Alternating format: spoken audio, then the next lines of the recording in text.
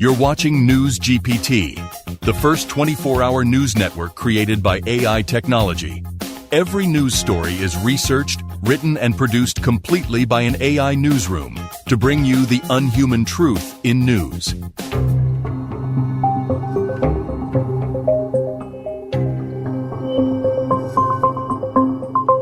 Você acabou de ouvir um trecho do News GPT, um jornal produzido 100% por inteligência artificial.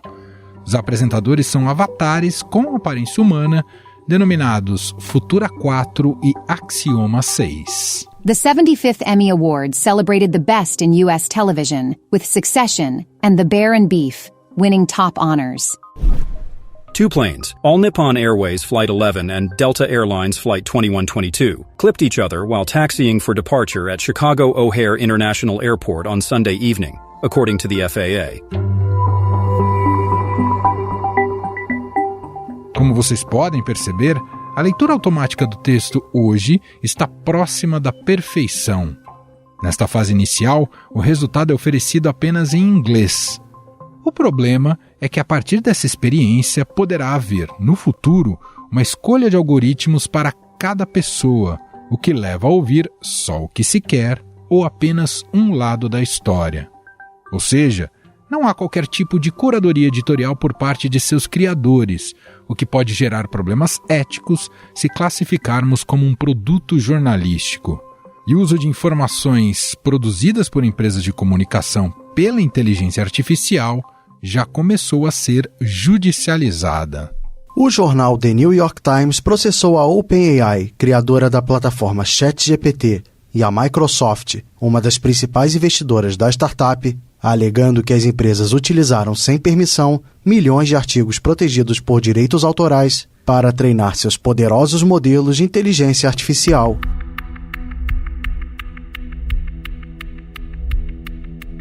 O jornal americano The New York Times entrou na justiça por violação de direitos autorais. Segundo a ação, a Microsoft e a OpenAI, empresa de inteligência artificial criadora do ChatGPT, aproveitaram material jornalístico sem permissão e sem remuneração. Em uma postagem de 1000 palavras em seu blog, a OpenAI disse que colaborou com organizações de notícias e firmou parcerias com algumas delas, incluindo a Associated Press. Segundo a empresa, o uso de obras protegidas por direitos autorais para treinar suas tecnologias é um uso justo de acordo com a lei. Para se precaver deste roubo de textos, grandes empresas como Amazon, Reuters e New York Times bloquearam o GPT-Bot, que é o robô da OpenAI que tem função de rastrear textos na internet para alimentar e treinar o ChatGPT. Ao bloquear o GPT-Bot, o site impede o uso do conteúdo protegido por direitos autorais para alimentar e treinar o chatbot de inteligência artificial. Outros grupos, incluindo romancistas e programadores de computador, também entraram com ações de direitos autorais contra empresas de inteligência artificial. O autor da série Game of Thrones e outros escritores de ficção entraram com uma ação coletiva contra a OpenAI em 2022, acusando a startup de violar seus direitos autorais para alimentar o ChatGPT.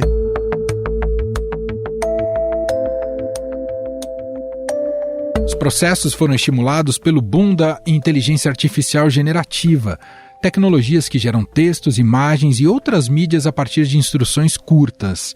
Mas não há dúvidas de que esse processo do Times contra o ChatGPT vai ajudar a direcionar uma regulamentação sobre o pagamento de direitos autorais, quando o bot utilizar textos de plataformas jornalísticas.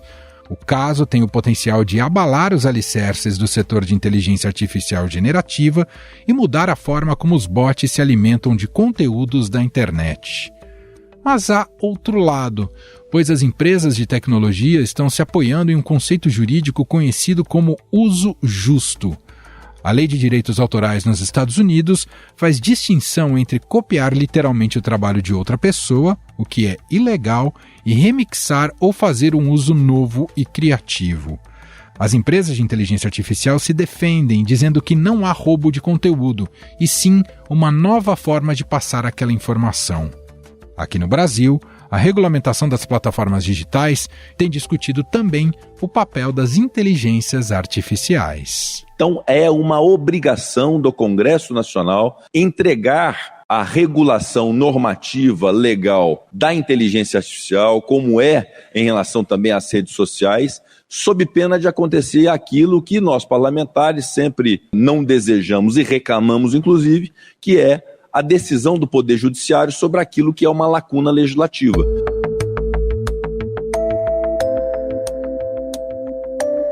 O lobby das Big Techs tem sido grande contra essa regulamentação, principalmente pela parte que envolve a remuneração financeira do conteúdo jornalístico, inclusive os usados para alimentar os bots. Afinal, o que podem significar estes novos desdobramentos da inteligência artificial no campo da informação e na mediação como imprensa? Como o processo do New York Times pode mudar a visão sobre a utilização desses conteúdos? Sobre estes temas, vamos conversar com o colunista de tecnologia do Estadão e um dos pioneiros da internet, Demi Guettico.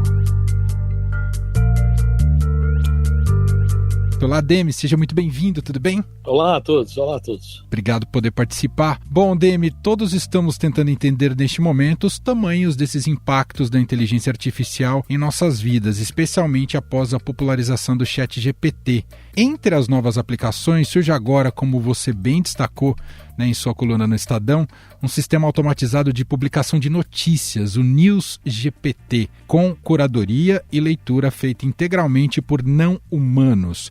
Então começo já te perguntando para a gente abordar este assunto. Como é que você observa esse movimento de uma imprensa tradicional que começa a ser substituída, nem sei se a gente pode usar já o termo substituída, ou ameaçada por sistemas como esse? Quais são os riscos, Demi? Pois é, isso é uma coisa complicada. Os riscos nós vamos avaliar com o tempo, não sabemos ainda quais são.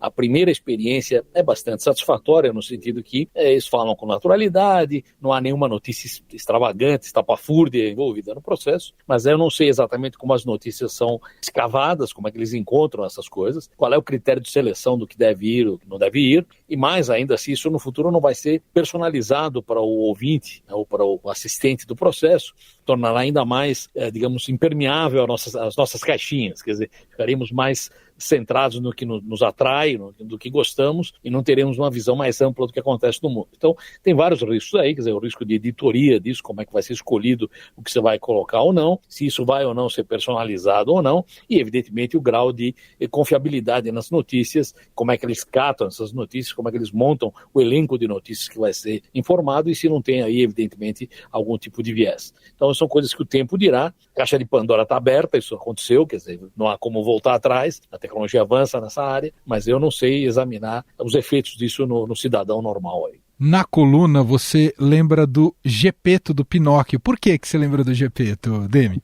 Isso me veio no meio da conversa, porque GPT tem as mesmas consoantes de Gepeto, partindo da hipótese que o Gepeto era alguém muito bem intencionado e que acabou criando um boneco que era um pouco amoral, digamos assim, andava mentindo num caso ou outro. De novo, não vou criticar o boneco a priori, mas a criação dele escapa do controle dele. Como, aliás, está cheio de exemplos na literatura onde a criatura escapa do poder do criador. Por mais boas intenções que o criador tenha, a criatura pode eventualmente enveredar por algum caminho esquisito. Então, eu fiz essa analogia porque, por coincidência, GPT lembra Gepeto, né, e Gepeto criou o Pinóquio, e o GPT criou o News automatizado, né, o noticiário automatizado, que é um filho dele, e eu espero que o paralelo termine aí. Bom, outro aspecto embutido nesse debate, Demi, queria te ouvir um pouco mais sobre isso, é sobre como esses sistemas estão sendo alimentados, que em muitos casos poderiam violar direitos autorais. E há nesse momento um processo bilionário, movido pelo New York Times contra a OpenAI na justiça americana. Você entende que isso poderá frear um pouco do desenvolvimento esse debate jurídico em relação a isso? Eu acho que isso é uma questão deles se reacomodarem, porque cá entre nós, que isso é um debate complicado. Tudo que eu falo, mesmo isso que eu estou falando para você, acabei de falar do GPT, do Gepeto e do Pinóquio, certamente eu li, eu não criei o Gepeto na minha cabeça, é uma história infantil que todo mundo leu. Então tudo que a gente fala, a gente absorve de algum lugar que a gente leu, E, evidentemente, isso não é violação de direito autoral, porque a coisa está lá disponível. Existe certamente violação de direito autoral quando eu pego um texto, repito ele praticamente sem mudança, sem citar que eu tirei de alguém. Isso acontece na vida acadêmica, acontece em diversos lugares, e isso certamente será coibido. Mas esse debate tem esses dois lados. Tem um lado que pode ter uma substância real, séria, de violação de direito autoral, e tem a outro normal, que é o seguinte: quando eu vasculho toda a base, como, por exemplo, um buscador faz, o Google vasculha todo o universo que tem aí, vai encontrar o que está disponível, e, evidentemente, ao encontrar o que está disponível, pode usar aquilo para montar uma resposta, como nós fazemos ao montarmos a nossa resposta. Então, de novo, aqui precisa ter bom senso na história. Eu acho que certamente existem violações que vão ter que ser coibidas, se essas são patentes. Meu medo maior, eu vou te dizer, é uma coisa que acontece até ao contrário, que é um direito autoral invertido, que é o seguinte: às vezes um desses LLMs, esses modelos de linguagem, gera um texto que é atribuído a alguém e não é, foi ele que gerou. Então, na verdade, você está atribuindo a autoria a alguém que não foi feito por esse alguém. Uma vez eu pedi para dois deles escreverem para mim a íntegra da poesia do Jorge Luis Borges, chamada El Golem. Eles escreveram uma poesia em espanhol, trata do tema, até rima, mas não é a poesia do Borges. Então atribuíram ao Borges algo que ele não escreveu. Então essa história pode ter os dois lados. Pode ter não só você usar inadequadamente material que tem propriedade intelectual embutida, como eventualmente atribuir a alguém algo que ele não escreveu. Quer dizer, essas alucinações em geral podem atribuir, por exemplo, a mim coisa que eu não disse, ou atribuir a você coisa que você não falou, e vai depois você deslindar esse problema. Não era bem assim. Clarice Lispector está pagando esse preço até hoje na internet, né, Demi? Está cheio disso aí, frases que alguém teoricamente teria dito e que jamais falou, né? Isso acontece o tempo todo na forma humana de fazer. Agora imagina isso automatizado, vai ser uma maravilha. Agora, pela lógica de funcionamento, Demi, quando essas inteligências aprendem tudo, vasculham tudo, também está ali embutido algo que se aprende errado também, ou com informações equivocadas. Isso na ponta não gerará problemas? Isso gerará problema, como acontece até com os humanos. A gente também aprende coisas erradas e difunde coisas erradas, falsas. Isso também vai dar problema. E tem um outro problema também, só para, de novo, aproveitar e mostrar os dois lados, que é o seguinte: esse pessoal bebe das fontes humanas que existem, a enorme base de dados que nós criamos, Sim. Os humanos criaram durante milhares de anos aí. Muito bem, e eles usam essa para gerar nova informação. Então, na verdade, isso é uma espécie de ciclo fechado em si. Quer dizer, você usa o que você tem para gerar mais a partir do que você leu. E isso agora é incorporado na base como sendo geração da ferramenta de IA. Então você tem uma base sendo realimentada com coisa que foi recolhida na própria base. Isso também é uma caixa fechada que eu não sei onde vai entrar a criatividade nisso. Quer dizer, na verdade nós estamos retrabalhando os mesmos ingredientes, misturando no caldeirão o que já existe e imaginando que isso gera alguma coisa de novidade. Claro que se isso é usado para você encontrar algo, é muito melhor do que ir numa biblioteca e ficar catando fichas e onde está o livro X, onde está o livro Y. Mas você retrabalhar aquilo insistentemente, sem adição de coisas novas, e cá entre nós, os humanos também podem se aproveitar e se acomodar e parar de gerar novidades, nós vamos entrar num esquema em que o universo está fechado numa caixa e o que a gente recebe é o que já estava dentro da caixa. O progresso tem sido aparentemente rápido, impressionante, né, desses modelos de inteligência artificial, e a gente fica um pouco perdido, nem sempre há tempo para um pleno entendimento desses impactos. Você se coloca como, Demi, entre os mais otimistas, entendem isso como uma grande revolução, um ponto de inflexão, ou é mais receoso com o que estamos passando nesse momento em relação a essas potencialidades de inteligência artificial?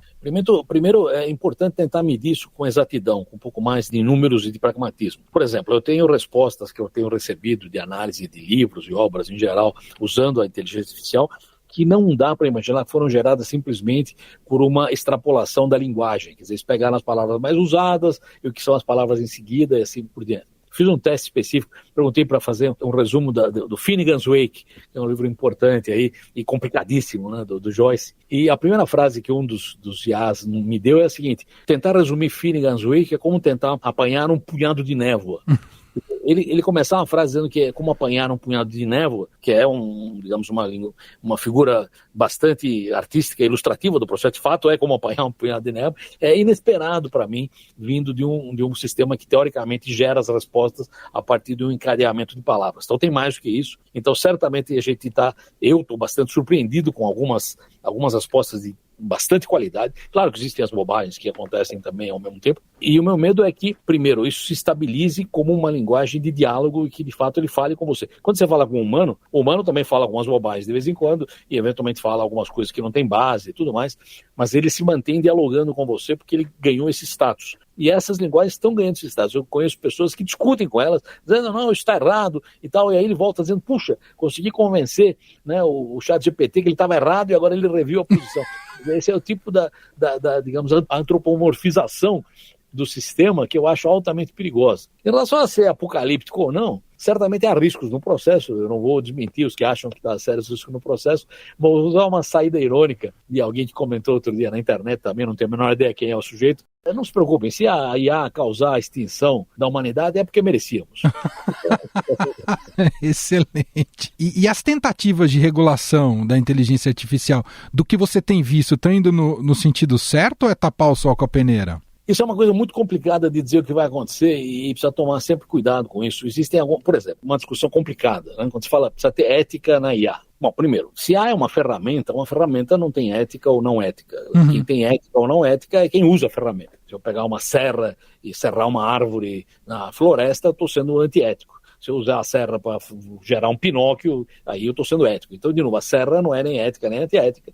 O uso dela é que é. IA é um pouco além disso, obviamente, eu não quero ser simplista no processo, a ferramenta em si traz eventuais vieses embutidos, e aí é um outro ponto interessante, que às vezes quando a gente reclama dos vieses, na verdade a gente queria vieses que ela não traz, ela trabalha de uma forma às vezes fria e calculista, e você gostaria que ela tivesse o viés humano, dizendo, não, isso é desumano que você está fazendo, era muito melhor você dar um tratamento mais adequado. Bom, mas isso é um viés que nós gostaríamos que ela tivesse e ela não tem. Então, em primeiro lugar, importante seria distinguir o que é o uso ético de uma ferramenta do que é a ferramenta em si.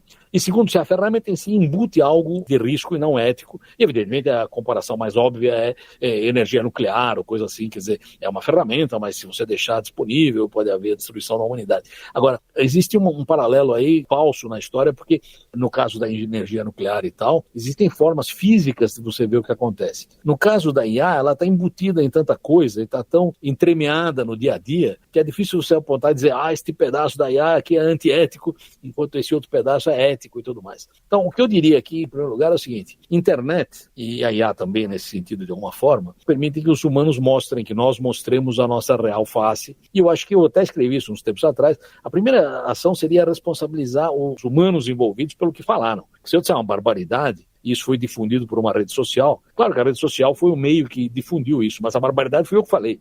Quer dizer, a primeira responsabilização é a seguinte, quem falou algo absolutamente inaceitável tem que dizer porque falou aquilo, se aquilo violou o direito de alguém, se aquilo ofendeu alguém ou não, essa é a primeira coisa.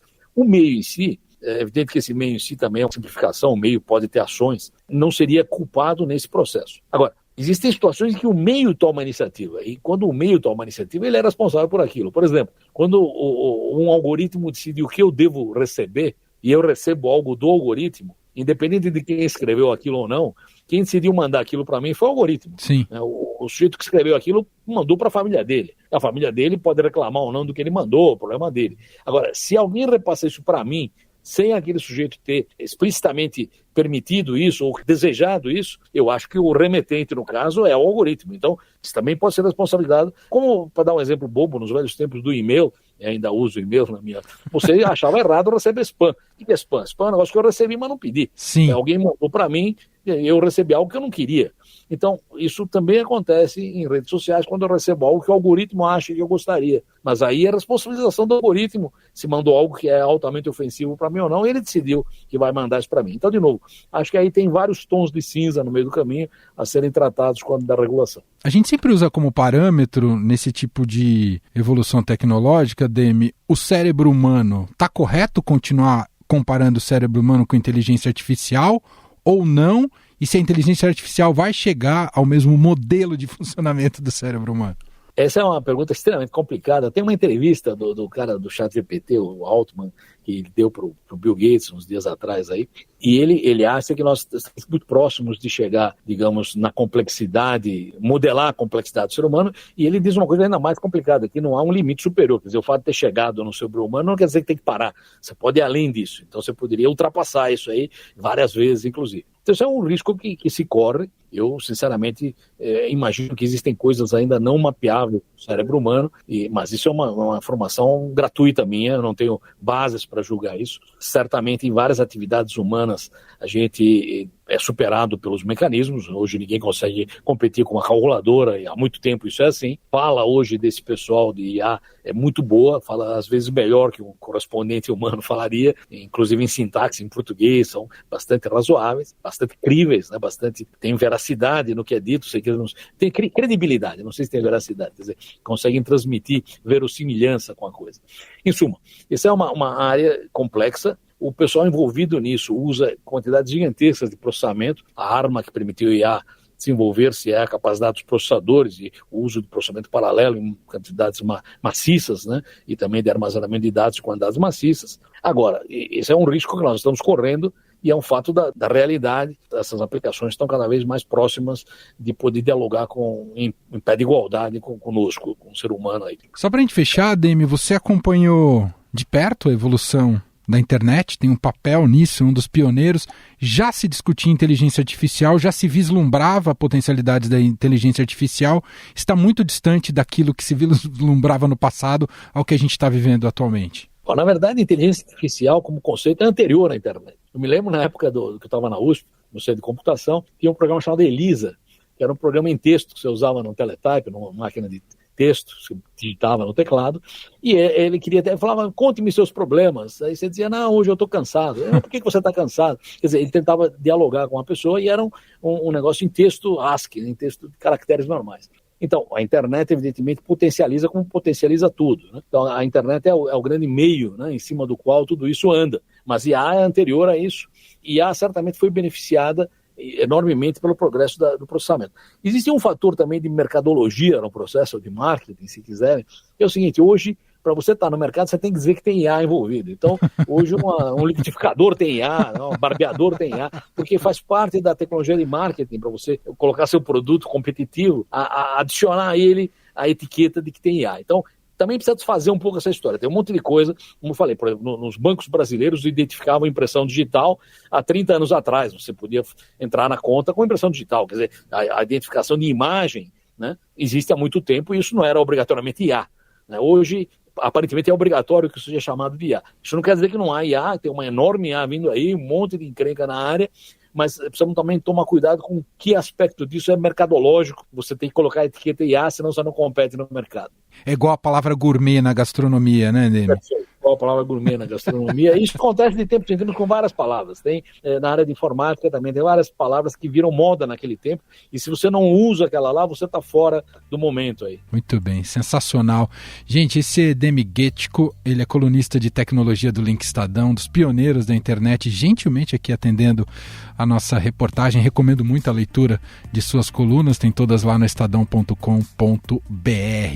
Quase um literato escrevendo. Obrigado, viu, Ademir, pela conversa aqui. Isso aí, boa sorte a todos. Vamos em frente aí. Estadão Notícias.